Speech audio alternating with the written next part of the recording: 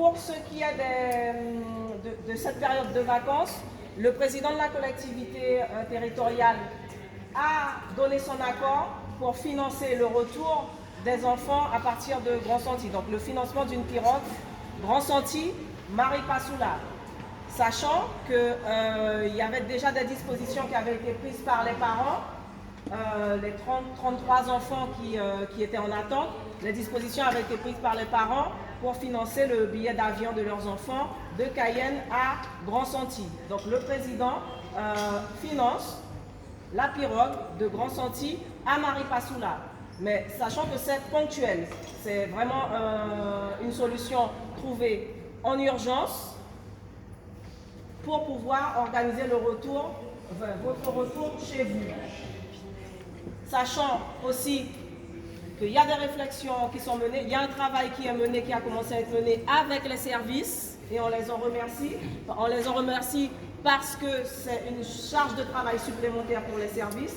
Donc, on a demandé, j'ai demandé aux services et on a engagé la CTG de travailler sur les 2 périodes restantes qui ne sont pas prises en charge, à savoir les vacances de Toussaint et les vacances de Carnaval.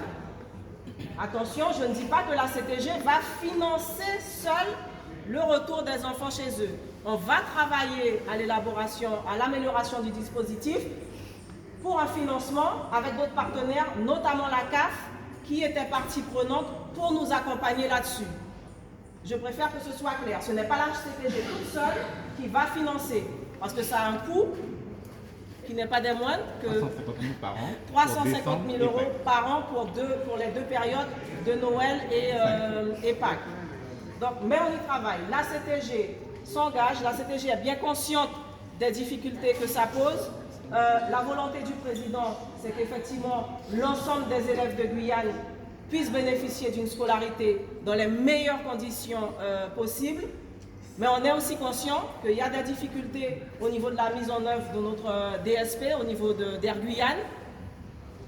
Donc ça aussi, c'est des questions qui vous impactent, qui ne concernent pas directement le service éducation, mais qui vous impactent, qui impactent un certain nombre d'enfants au niveau de leur scolarité. Donc les services de la CTG sont mobilisés, les élus que nous sommes sont mobilisés et on va faire en sorte d'y arriver, mais d'y arriver ensemble. C'est ce que je disais en réunion.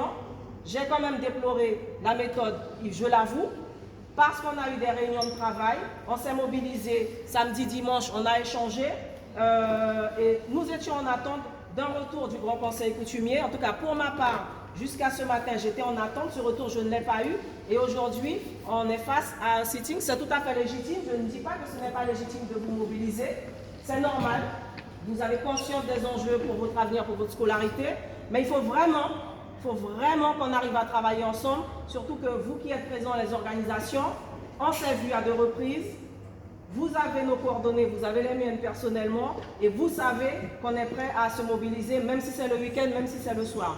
Mais il faut vraiment qu'on travaille de concert, main dans la main pour y arriver ensemble, pas uniquement pour vos enfants, pas uniquement pour les miens, mais pour l'ensemble des élèves de Guyane, pour l'ensemble des enfants. Ouais. Je vous remercie.